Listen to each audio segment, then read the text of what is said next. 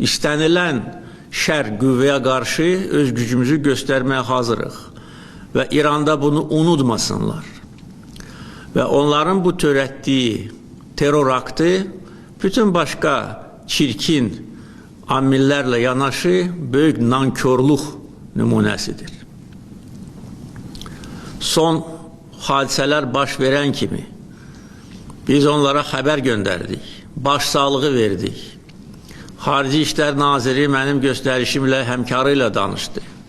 Mən onların səfirliyinə gedib başsağlığı vermək üçün öz mövqeyimi bildirdim.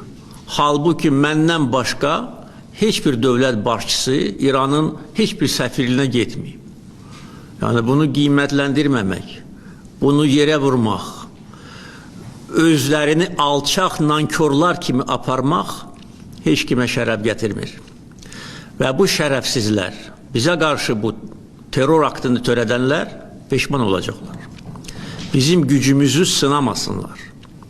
Bizim gücümüzü sınamaq istəyənlər, onların başı yarıldı dəmir yumruq vasitəsilə. Bugünkü hadisə də eyni nəticəni hasil edəcək. Ona görə bu məsələ ilə bağlı tədbirlər planı hazırlanmalıdır.